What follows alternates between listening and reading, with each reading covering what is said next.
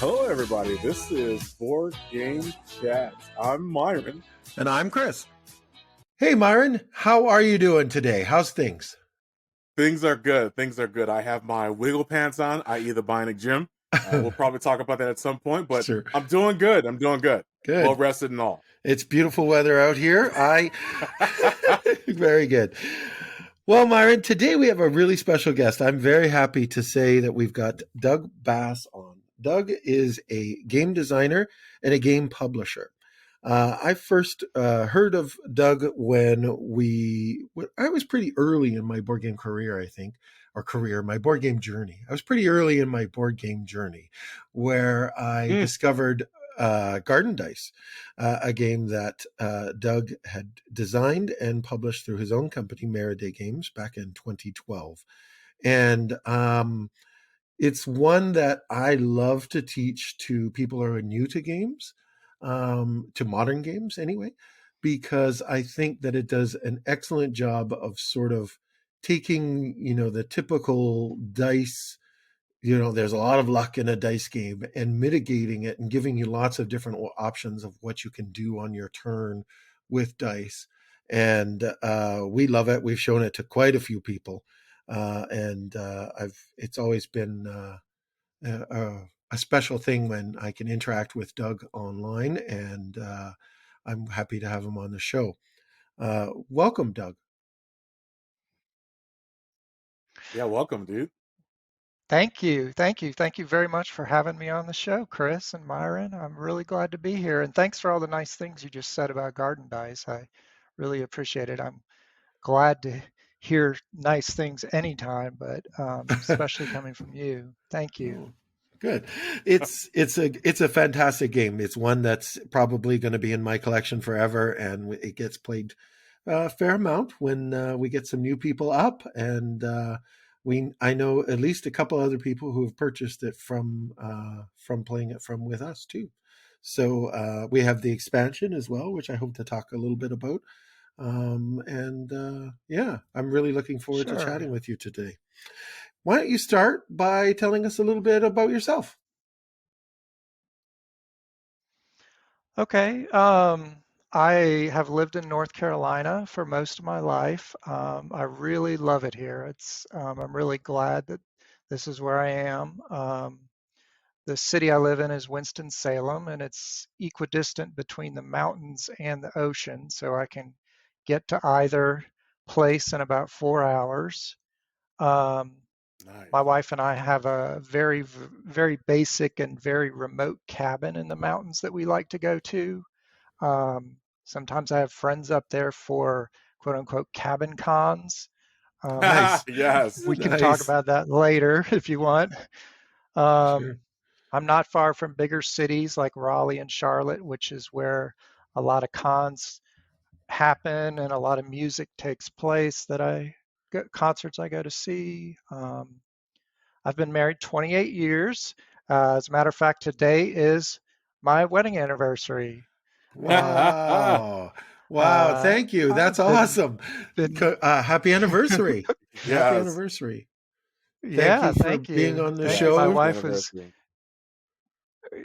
yeah, she was very cool with it. She's very excited for me. So I've had many pets over the years, including the two cats that I have now, Phineas and Millie. They're they're both sweethearts. And then Yes. for my profession, I'm a software developer for a large bank here in Winston-Salem. Oh, very good. I've been with them for about 20 years. Um, as far as programming goes, I'm self-taught I learned it as a teenager, and I would go to the arcade and play arcade games like Qbert and Track and Field, and then I'd come back and try to learn how to program them on the computer I had at the time, which was a TI 99 4A. I don't know if you've heard of that or No, not, but I'm not familiar. You, Myron? that's No, but I do remember those games, Track and Field. yeah. Oh man, Oh yeah. like we Make used to your go to the arcade, and there were these guys. They had this trick where they used a pencil, they put a pencil between their Oh, hands. You know what I'm talking I about? know what you And they would, mean. Yeah, yeah. And I was fascinated. Like, and these guys were like a generation older than me. yeah, Not to age myself, but like, I didn't get to really dig into it until it was on like the Nintendo Entertainment System. yeah. That was Track the and game field. where like hitting the buttons as fast as you could, it was the most important thing. And I can see how having a pencil would definitely make that easier. That's Yeah, amazing. I remember Qbert, but that yeah. was the only We one. actually developed a technique. Absolutely, we developed a technique to like do it really quick on the Nintendo Entertainment System, and that was so iconic because we called the technique track and field. I mean, that's just how iconic that game Right, is. right, Like, you right. know. That's a that's a That's trademark hilarious. term. Yes. That's hilarious. Yeah. I mean, I grew up going to the arcade every weekend and playing those kind of games, Moon Patrol and Mm, um, Qbert, Tempest. Um, I loved video games as a kid. Yeah. yeah. Yeah, Burger Time. You know, I was waiting for you to say Burger Time. and I for me, that I was mean, I Pac. played board games as. Go ahead. Go ahead. Oh, I was going to say, Oh, I was just I. sorry, we got a lag. I was going to say that I grew up with like Galaga and Space Invaders and Pac-Man. So, Oh but I yeah, remember Qbert and what was the one you said? Not Quicks? Quicks. Yeah, you didn't Moon say Quicks. Patrol. No, Quicks was one with like waves that sort of flied Okay. around. I think it's called Quicks. Anyway, that was a fun Yeah. one. And I used to Mhm. go on my lunch Yeah. hour Yeah. from school and go to the 7-Eleven and play there, and usually was late from lunch because the game didn't end. I couldn't go. Right. But Right. Yes. Yes. how about how did you get started into Yeah, those were the tabletop days. gaming? Sorry, how did you get? A friend of mine, from in the early 2000s turned me on to it. He was a friend that I did a lot of, went to a lot of concerts with, and we shared a lot of musical interests in common. And I don't know how he ran across Board Game Geek, but he bought um, a, a modern board game, quote unquote modern, Runebound, and brought it over to my house one day, and we played it, and it was just like a revelation. It was so different than the games that I remember playing growing up, and that was my introduction, was Runebound. It wasn't, a lot of people, it's Catan or Ticket to Ride, but mine Right. was Runebound, and I just remember loving that game. I still love it. I have the third edition now, Mm. um, but yeah. And were you a Dungeons and Dragons player at all, or anything like that? Role playing? I did when I was in my middle teens, Mm. and I think that's Mhm. why Runebound in a way appealed to me, because it harkened back to those times when I would get together with one or two of my buddies in junior high and would play Dungeons and Dragons, because Runebound has the same kind of feel. The theme is the same. You're exploring, you're discovering, you're finding treasures, you're finding items to equip your character, you're Mm. um, hiring, or not hiring, but finding allies to help you on your quests. Right. Um, it's just, yeah, that's probably why I got so into that first game. Yeah. Yeah. When the Yeah. theme catches know, you. Yeah. Yes. yes, yes. It's like, so for me, so I also started dabbling with or I would say I started dabbling with tabletop RPGs in the 80s, as a lot of people did. Um and what got me into that was the choose your own adventure books. And it's almost like the choose your own adventure books, use a lot of the game mechanics. And so if I can tie this to software development, it's almost like creating games, like the systems, the underlying systems, the mechanisms have also continued advancing at almost like coding languages. Like they're a lot more sophisticated. And so Yeah. it's really interesting, Doug, that you got into games heavy in the 2000s. And so you're realizing the sort of like the benefit of all that growth, all that progression and like complexity, and like the game designers who, you know, it wouldn't surprise me if the people that created games like Qbert, Burger Time, have either mentored, taught people, or actually made board games because they got bored of writing it in software. Yeah. I mean, I think Reiner Nitzia is he's a professor of mathematics, maybe. Mhm. I'm sure he's written a computer program or two. Yes, Uh, probably. but yeah, that the mid 2000s, you're exactly right. What you just described, Myron, and a lot of I think a lot of the golden classics of gaming came out around then. I mean, I'm thinking of Agricola and Stone Age and Puerto Rico, and a lot of those Mhm. games that I played then, I just still consider to be just classics. Yeah. So, Doug, The first Euro oh, go ahead. The first. I uh, played. This was my second game. Was Tigris and Euphrates. Have you guys ever played that? Yes, yes, that's an I excellent game. have it. Chris, you have though, right? Yeah, yeah, that was your Yeah, second modern game? that was a tough game to cut my teeth on as far as It's Euros goes because the rules in that game, especially the way the scoring works and the internal versus external conflicts in that game, um, I'm surprised it didn't turn me off. To be honest, it was quite a bit different than the games that I grew up playing. for sure. That's a deep, heavy game for your second game. It'd be very intimidating. I actually think of Tigris and Euphrates as sort of the modern version of chess. I feel like it's that level of Yes, strategy and skill is involved in playing that game. I am horrible at it, but I do enjoy it every time we do play it. Um, yeah, it's an excellent game. We should play it, Myron, sometime. um, Well, so like yes. one of the things that I was thinking when you were talking about that, Chris, was like, all right, so like, does it require you to hold in your head and perform operations for a long, focused period of time? Hmm.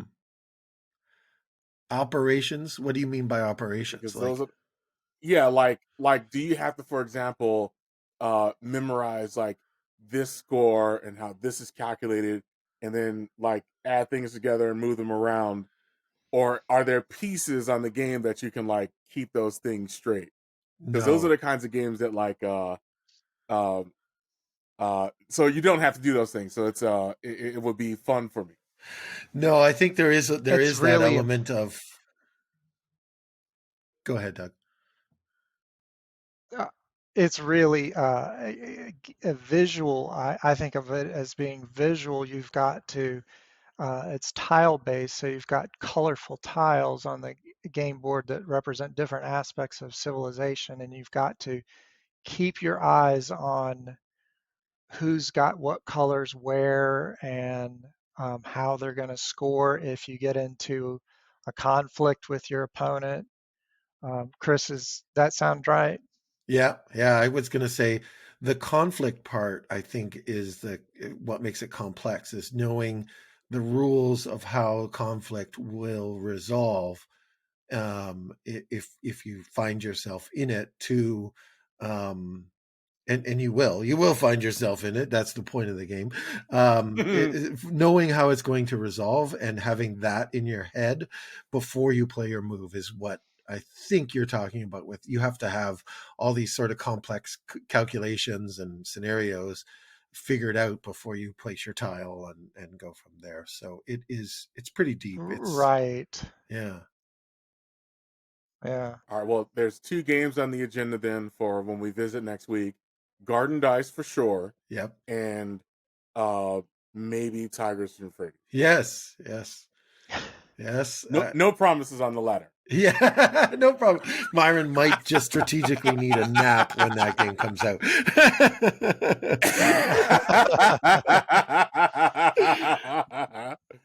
So Doug, you had mentioned that you had a mutual friend who introduced you to gaming, to modern tabletop gaming, who was into music, and I know that from following you on social media that is still a big part of your life. That music and collecting vinyl seems to be still a big part of what you are and who you are and what you do.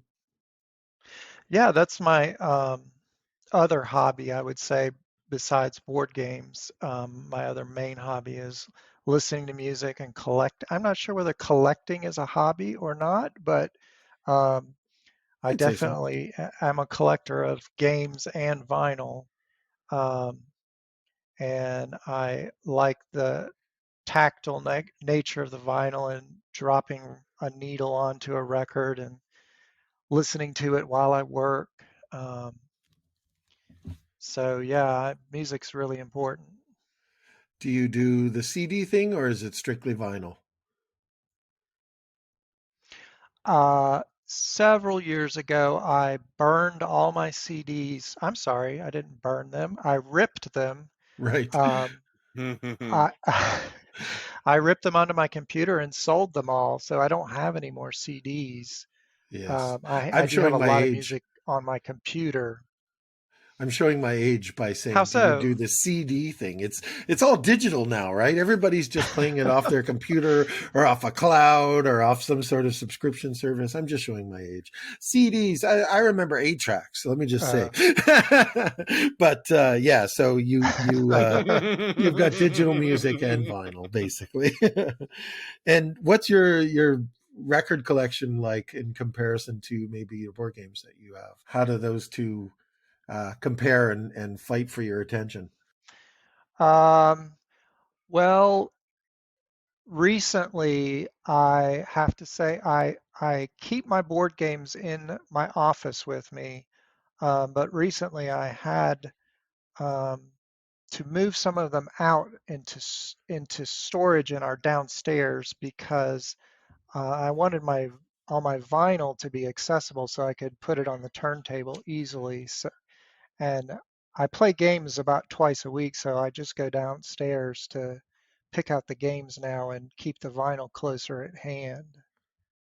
That's good. Um, And I did want to sorry, go ahead. I did want to tell you I like Rush a lot. It's a Canadian band. I'm sure you're familiar with. Yeah, yeah, they're quite big up here. They're big all over the world. Yeah, Rush is one of our big bands. How about Tragically Hip? Now living in Bob Cajun, their name comes up a lot. Are you a Tragically Hip fan at all? They're newer. I, I am not opposed to listening to them, but I'm not familiar with their music. Um, I didn't know that they were from Bob Cajun. They're sort of the modern Rush, I guess you would say. That's going to get me some hate mail, I'm sure. But we, since moving here to Bob Cajun, Tragically Hip has been, they're famous for having written a song called Bob Cajun. And we often say we could play the Bob Cajun drinking game up here. That whenever we hear that song being pumped out of a boat or a bike or a truck as it goes by, we all have to take a shot or something like that. We'd be hammered before noon in the summer because it gets played up here a lot. So, but we'll have to have you up to Bob Cajun sometime so that you can experience it. Oh, that would be awesome. Yeah, I would love that. I We'll would have to love do it. that, Chris. Yeah. Um, so the next thing I wanted to hear about was your board game collection. Do you know how many games that you have, or how does that fit into your world there? collection? Um, my board game collection right now, I think, stands around 250. Um, at one point, I had gotten up to 500, and that just Nice. was getting out of hand. So I've been slowly culling and trying to uh, pick out games that I think can get to the table with my friends more easily instead of necessarily games that I want to play but no one else does. So Right. um, I have about the it's heavily weight. My collection's heavily weighted towards medium weight euros, I would say, medium to heavyweight euros. Okay. Um, but I have a lot Is of filler games as well. is your decision making for whether a game gets to stay or go from your collection, is that solely based on how many times you play it, or is there some other formula that you have for culling your game collection down? Because going from 500 to about 250, those are a lot of hard choices, I can say. Yeah, yeah. Like I said, I would tend to get rid of games that I've found no one else wants to play, um, or um, games that I've myself have played so many times that I don't really have the desire to play them much anymore. Um, one game that I let go of, not two games that I let go of not too recently, not too long ago, were Stone Age and Le Havre, Mm, which I love both of those games, but I just have played them as many times as I care to for the time being. right. Yeah. No, those are both excellent Um, games. Like, but I understand that the concept. You've played it a lot, and is it really going to get out to the table another 30 times? You know, right, right. Um, I might keep around some games for nostalgia reasons. You know, like what? games that I remember having.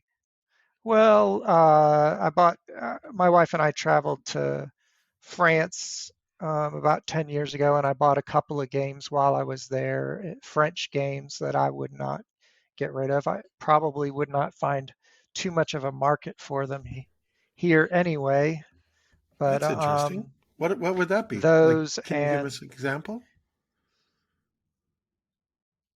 example of a French game, Yeah.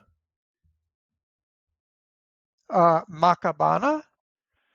Hmm. I think it's played a lot in France, is my understanding. It's a game where you're, oh, gosh, it's been so long since I played it. I am definitely keeping it for nostalgia reasons because I can't even remember how to describe it to you right Right. now. Yeah, no, that's totally fine. I'll have to look that one up. How about a unique game in your collection? Do you have anything that, well, Makabana sounds pretty unique. I've not heard of that one, but do you have something that stands out that, besides a French game? I have a game called Spellbound that is a handcrafted or handmade, has handmade pieces. Um, they're really gorgeous handmade pieces, kind of pottery-like pieces Wow. of wizard characters and trolls and wizards. I mean, and witches. Um, it's they don't. The company who makes it is Fragger Games, Okay. and they don't publish too many copies because they are handmade. Um, Right, right. Wow. So somebody's uh, hand make the pieces that you play with in this game. yeah, I think that's what that company is known for. I mean, I just have Wow. one of their games, but I think they have a number of them. Yeah. I've not heard of the And game or this that company. So, uh, Spellbound is a cooperative shared deck building game. Oh. where it's a deck builder, but you all share the deck, and you're trying to defeat the witch by collecting these spell books for that your wizards are trying to collect. Um, it's it's not my favorite deck builder by any stretch, but it's really a beautiful game. Hmm. That sounds really interesting. I love deck builders. I've not met one that I didn't like, so I would probably play that. I'll have to look that one up as well. That's good. You've given me a couple games that I got to look up and do some research on. But sounds like I'll have a hard time finding a copy if I want one. How about your game group? You talked about Yeah. cabin cons. How what you'd Yeah. mentioned playing games quite regularly, a couple times a week. Who are you gaming with? Um, I game with really close friends, usually on a weekly basis, one night a week, Nice. and then play with a gaming group every other week. And that's a larger group of people, usually 10 to 15 show up for any particular night on any particular night. Um, I formed that group back in 2008 because the friend that I told you about who introduced me to Runebound had gotten out of gaming, so I needed some new friends to play Mm, these games I had acquired. So I started this game group back in 2008, and it's still going strong today. wow, that's I fantastic. mean, it's so sad to hear about a gamer that went cold turkey, but it's awesome to see that you turned that around and became the leader of a gaming group. Yeah, I'm I'm not the organizer anymore, but I am really proud of that starting that gaming group, and I consider it an accomplishment because um, mainly because I've intro so many people have been introduced to each other who are now best friends. And that makes my Wow. heart really happy to hear, um, to know that Yeah. some of the people who joined my group are now best friends with each other, or maybe even couples. Right. Yeah. It comes back down to community though. Um one of the things that I found is really, really amazing about board games or tabletop games in general, and this is how I met Chris, is the community building aspect of it. Like when you go to and now granted there's other things that you can build community around, but like going to a bar or even going to musical events or just hanging out with friends and family. But there's something that's, I don't know, like when playing board games or tabletop games, like there's something extra, like that's just available. Like the communities can be deeper. Like, have y'all experienced that as well? Yeah, I have. How about you, Chris? Yeah, I think so. The friends that I've made from the the meeting people in the board game community have been a deeper, richer experience and have lasted longer, and we've been through more life events together and not drifted apart nearly as much than some of the friends that we've met in other ways.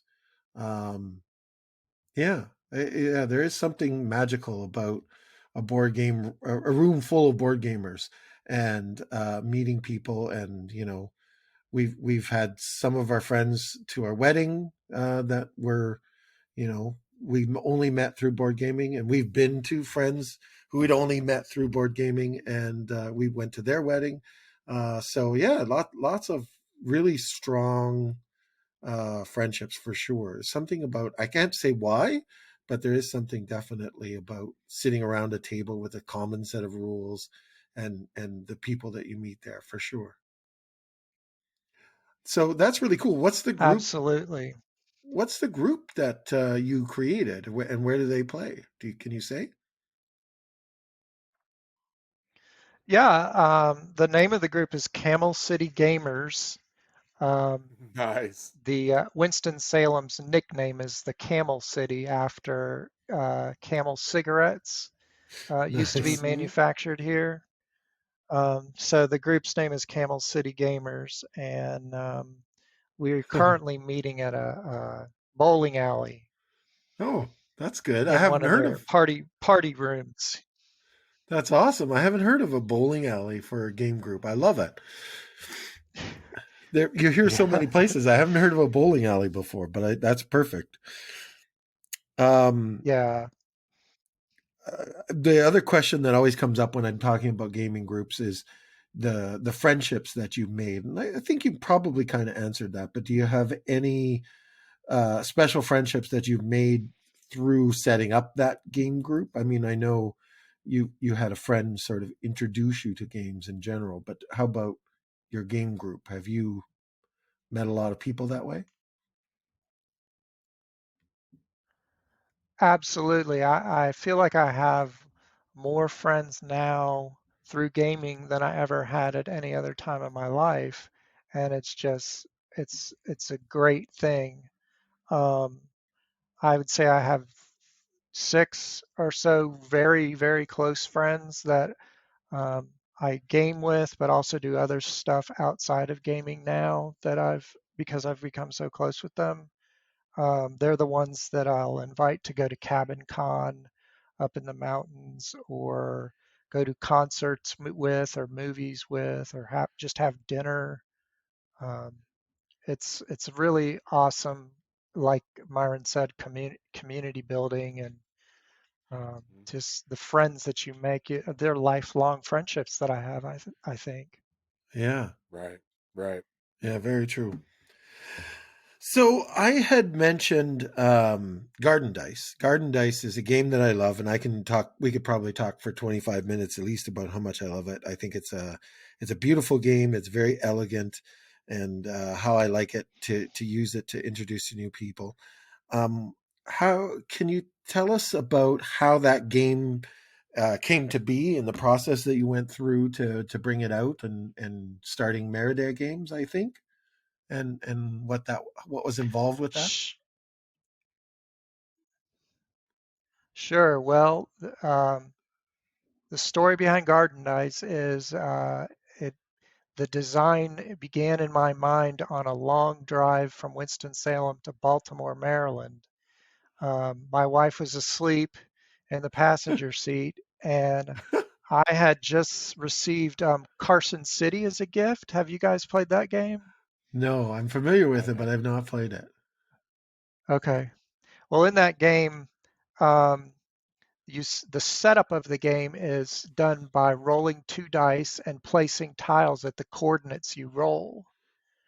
And that is how I came up with part of the design for Garden Dice was I thought Carson City's setup could be made into a game. Mm, Um, and so while I'm driving along to Baltimore and the miles are going by, I'm thinking of other ways to use your dice and other ways to use the tiles. And square foot gardening comes to mind because of the board being a grid. So all of a sudden, the tiles that you're placing are plants. And um, I'm thinking about, how do you get the plants? Well, that's another way you could use your dice would be to buy the plants and um, place them on the board and then water them and flipping the tiles. It just all came to me in the 90% of that game came to me during that 7-hour drive to Baltimore. wow, that's And then awesome. for the next 3 years, I spent refining it and tweaking it and play testing it. Very And good. then in 2012, I decided that uh, it was time to either get it published or make a decision. Am I going to keep tweaking it endlessly, or am I going to publish it and see it, um, get it put out there so that other people can play it? Mm. Wow. That's really interesting. I love the idea. In a car ride, like you're just sitting there, essentially by yourself, no one to talk to, and you're building this game while Hmm. you're Right, driving. right. That might be a case for distracted driving, but board game designers, I think, can do more than one thing at a time. But that's awesome. I did not. As long as you weren't like rolling dice Yeah, exactly. while you were like, maybe if I hit it like this. I Sketching was on a not little play notepad. testing while I was driving. Sketching ideas on the dashboard. Very funny. So was Design and drive responsibly, yes, everyone. please, everyone drive responsibly. So was Meriday Games, was that started to publish Garden Dice? I don't really know the history of Meriday Games, but or was it like a dream to publish games and to be a game publisher? Is that what the goal was? I wanted to self-publish Garden Dice, so I formed that company. Mm-hmm. Um, and after publishing Garden Dice, I thought that I would like to do it again, publish another game. Didn't necessarily have to be my own. I do have a couple more games that I consider to be mostly complete that I might publish through Meriday Games. But Wow. yes, to answer your question, I started the company to publish Garden Dice. Cool. Um, Nice. that's exciting, and you've got other games on the horizon. I know of one which I want to talk about very shortly. But before we do you have some advice to someone who wants to publish their own game or get into publishing in general? Do you have any tips or some a lesson learned that you would give to someone? I would say there are Facebook groups that, a lot of people are on Facebook, and if you are, there are Facebook groups for game designing and game artwork and game graphic design and game publishing and Kickstarter help. Um, that's where I would recommend starting. There's a lot of people, a lot of very smart people out there who are willing to help um, in these groups. Excellent. Yeah, no, you're right. I can think of a few people online who, seem to spend hours and hours helping new designers and new publishers and giving advice. And then one name that comes to mind is the game designer Seng Fung Lim, who's also a Canadian, and he seems tireless in just always being available to answer Yes, questions and help people, and his knowledge and experience is incredible, and he's very generous with his time. Sen has helped me. Yeah. Yes, he has helped me, and so has Jay, Yes. his game design partner. Yeah. Jay Cormier, So no relation to me, yes, but Jay's a great guy, so is Sam. But I get that question a lot. Are you related to Jay? No, I'm a big fan. um, so I know what's next for Meriday Games. You very graciously sent a pre-production copy of your next game, which I'm very, very excited about, and I can't wait for this game to get into the world. It's called Flicking Finches. It is well. Why don't you tell us about it? I won't tell us. I'm going to let you talk about it. Flicking Finches is your next game that you're working on with Meriday Games. Please tell us all about it.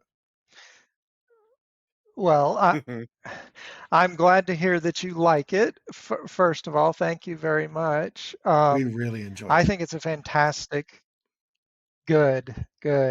I think it's a fantastic lightweight dexterity game um, with some strategic options that keep it interesting. I think Yves Tourigny is the designer. Um, he did a great job with that, and I'm getting great feedback from other people who've tried the game.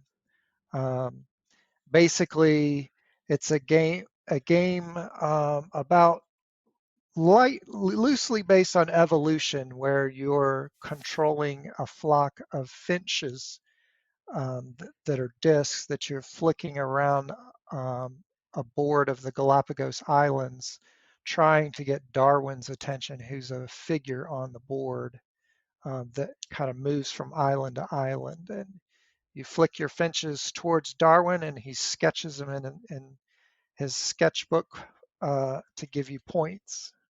And I demoed it at a local convention recently, and everybody loved it. Kickstarter's going on right now. I hope it's doing well. We're kind of recording this ahead of time. Absolutely. So we'll see. But hopefully it's doing well. It should have another day or so left in the campaign. So please check it out. So thematically, the story behind it, I was just going to tell you, is sure. that this game was going to be a stretch goal for another game that Eve designed called Top This. Oh. And Top This is a pizza-themed flicking game where you're trying to flick ingredients onto slices of pizza. And it was to be a stretch goal, flicking Finches, and it didn't make the goal. But I was in love with the idea of a dexterity game about Charles Darwin. So I approached Eve about publishing it, and he was okay with it. And so that's where we're at today. That's great. Now, Yves Turinge, he is a Canadian designer. The game that I'm most familiar with that he did was Blueprints, which is another much loved game in our household. But he's done a few other games that people would know.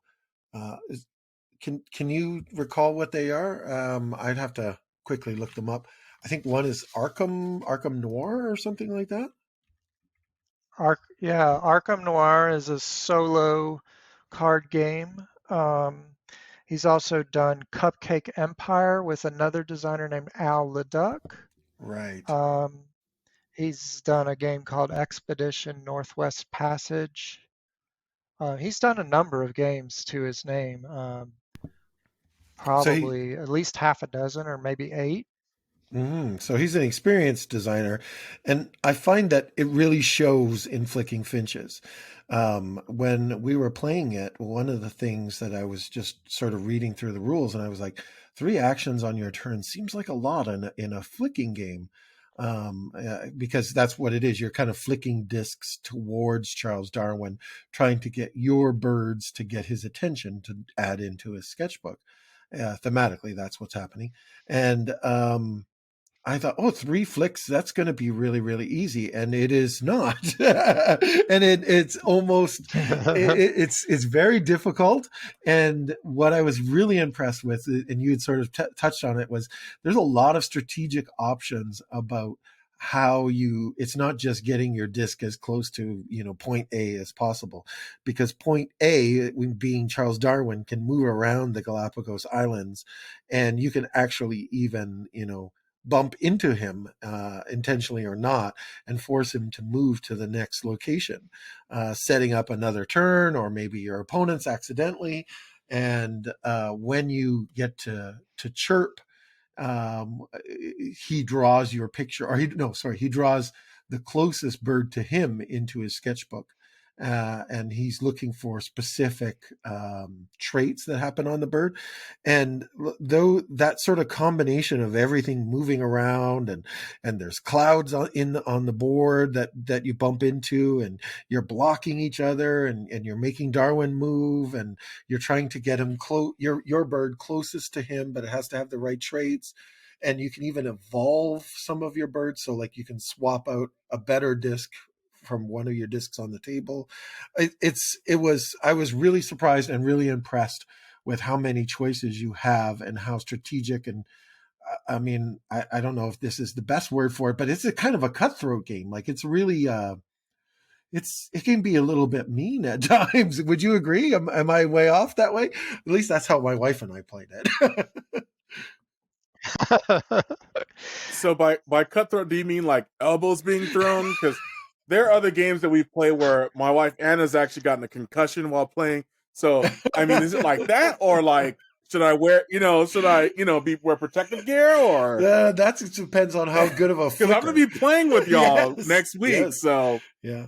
I need to know what to pack for camp. Yeah, Myron's coming up for a game week or a couple days anyway. Of gaming. So He's gonna bring his football outfit. Yeah, his Would you bulletproof agree with vest. me? Would you agree with me Yes. though, Doug, that it is quite of a cutthroat game? Like it can be kind of mean, or you can find people who are really opportunistic, is maybe a better way of saying that than mean.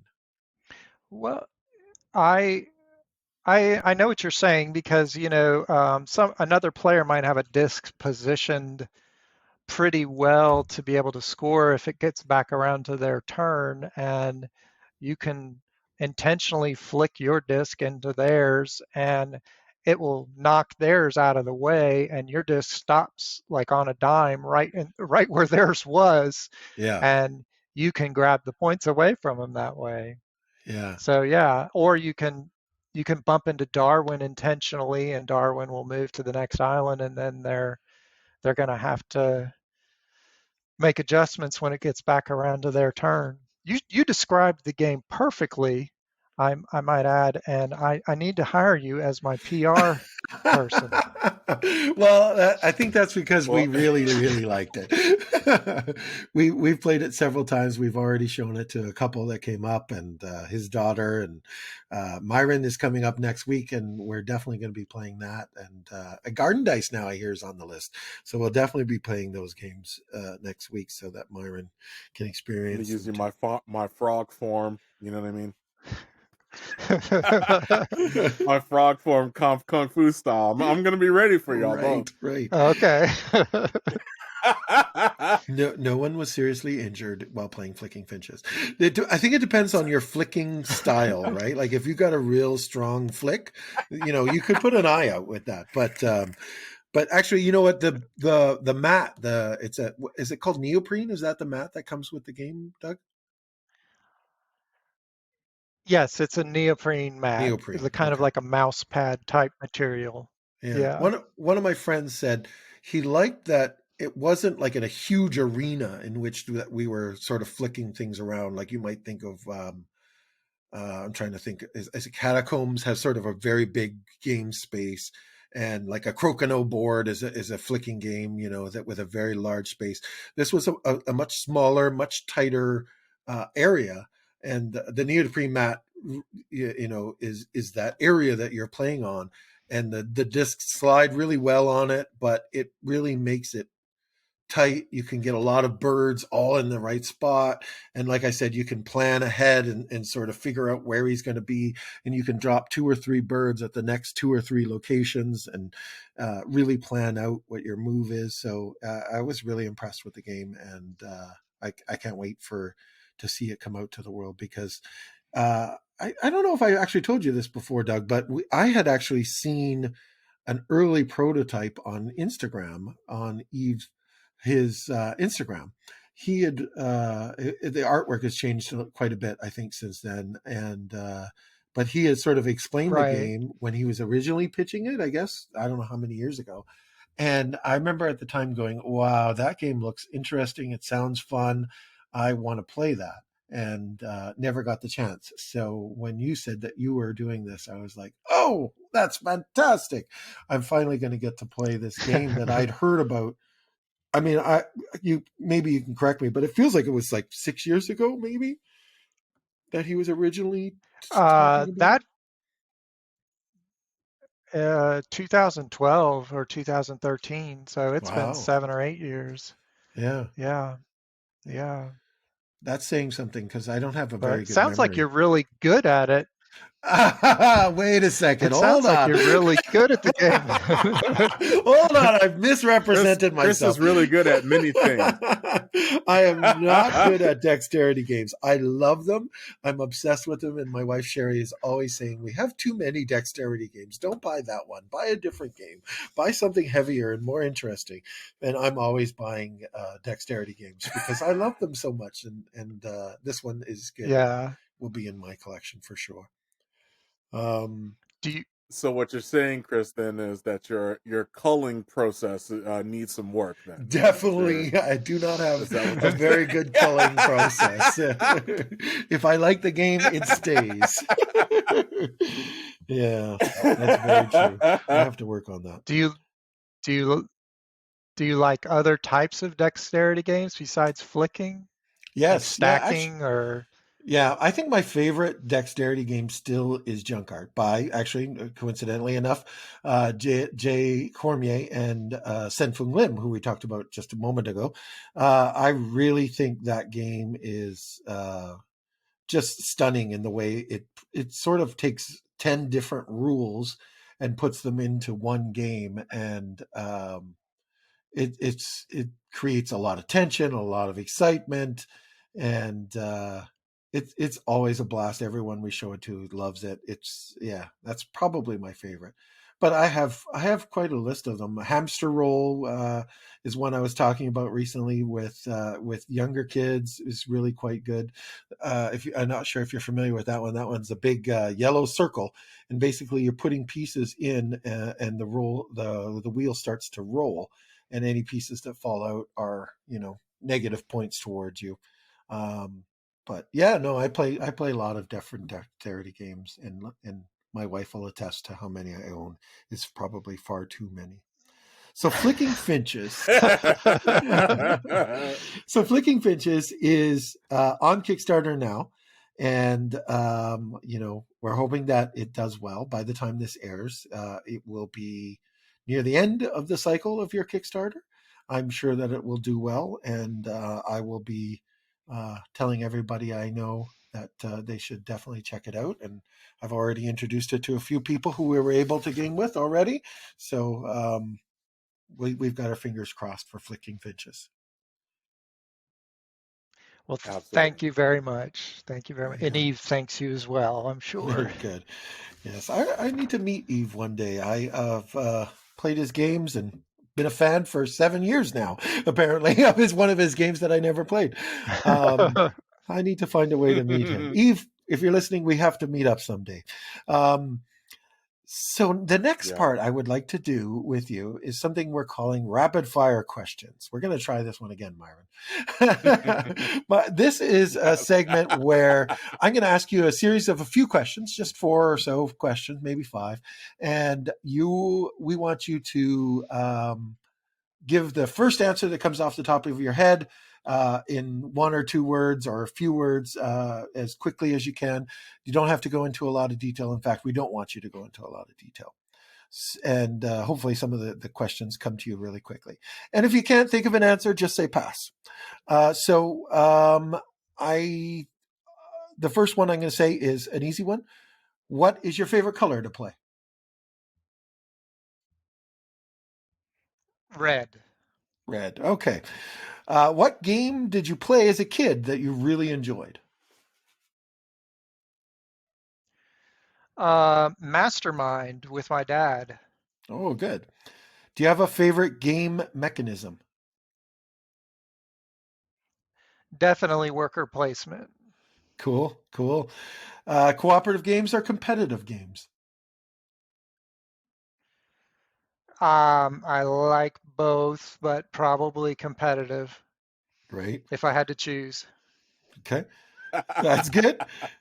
Name a game designer that you get really excited about when you hear when they've released a new game. So a game designer that you get really excited about. Martin Wallace.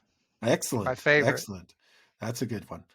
And this will be the last one. So you're going to a deserted island in the Galapagos. There's a throwback to Flicking Finches. With another couple.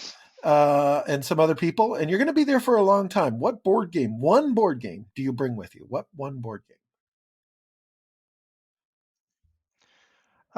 If it's going to be exactly 4 people on this Sure. deserted island, I would bring Tichu, Teach You. the Wow. card game Tichu. Right, Yeah, right. I've not played that one. It's on my list. I've yeah. got to play that sometime. Very good.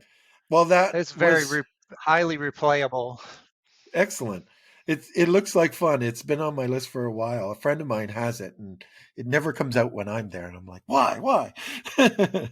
But there's always so many new games. Now, Doug, even if Darwin was there to judge you, it would still be the same game. No, then I'd bring Flicking Finches. Okay, all right, cool. There we go. There we go. That's awesome. Okay. You're ready for the PR tour, Doug. All right. So, before we wrap up, is there anything that you wanted to mention or talk about, or anything else about Meriday or what you're working on or your Kickstarter that's on right now that you want to mention just before we wrap up? I just think I'd like to say thank you to you guys for having me on the show, first and foremost. I'd like to say thank you to the YouTube reviewers who have done video reviews for Flicking Finches and to all the Instagrammers who have posted about the game. I would like to thank all of them. I'd like to thank everyone for helping get the word out. I really am very grateful. I didn't start this with a large following on Facebook or a large following on Instagram, and people have been helping to spread the word, and I really am very grateful. That's great. Yeah, I have seen quite a few posts about Flicking Finches. I hope that that leads to a lot of buzz for you guys and that it works out well. And that's great. Thank you for being on the show, Doug.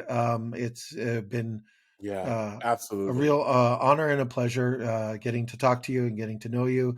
So thank you for agreeing and struggling through our technical issues that we had earlier on in the show that we are going to edit out so no one can hear them, and for being on the show. Thank you so much. The last thing I want to ask is where can people find you? If people want to find out more about you, website, an email address, anything you want to share. Where is there social media? Sure. I'm on Facebook under facebook.com/MeridayGames, Instagram @MeridayGames. My website is meridaygames.com, and if anyone wants to email me, I check my email probably more often than my wife would like. Doug@meridaygames.com. Doug@meridaygames.com. That's great. And everyone watch for Flicking Finches. So thank you again. Thank you. Thank you. Yes. Thank you so much, Doug.